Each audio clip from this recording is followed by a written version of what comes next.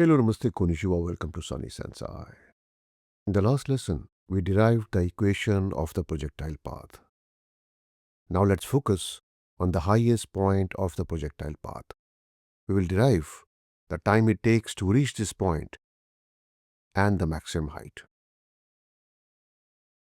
Before we start, one key point.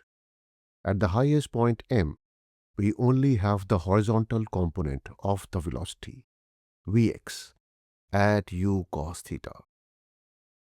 Remember, the vertical component, Vy, becomes 0 at this point.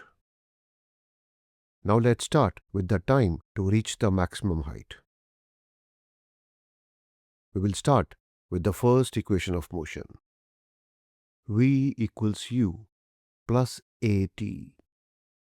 At point m, the vertical velocity, Vy, is 0.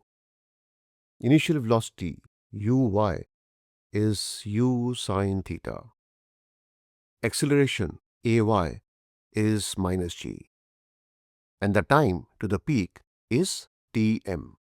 So we have 0 equals u sine theta plus minus g Tm, or Tm equals u sine theta over g. This is the time taken by the projectile to reach the maximum height h. Moving further, we will now derive the maximum height h that the projectile reaches. This time, we start with the third equation of motion. V square equals u square plus 2as. Again, at point m, the vertical component of the velocity Vy is 0. Initial velocity uy is u sine theta, ay is minus g, and the displacement sy is maximum height h. So we have 0 equals u sine theta whole square plus 2 minus gh, or h equals u sine theta whole square over 2g. This is the maximum height the projectile can reach.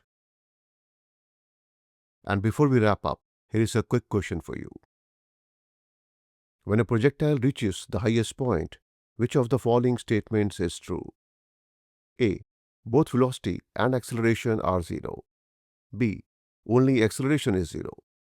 C. Vertical velocity is 0. Acceleration acts downward. D. None of the above. Please pause the video and give it a try. Alright, let me explain. At the highest point, the vertical velocity becomes 0. But acceleration due to gravity still acts downwards. Remember, gravity acts on the projectile throughout its motion. So, the correct choice is option C. Vertical velocity is 0, acceleration acts downward. In the next lesson, we will derive the time of flight and the range of the projectile. If you enjoyed this lesson, don't forget to like, share and subscribe to Sunny Sensei. Thank you and see you again soon.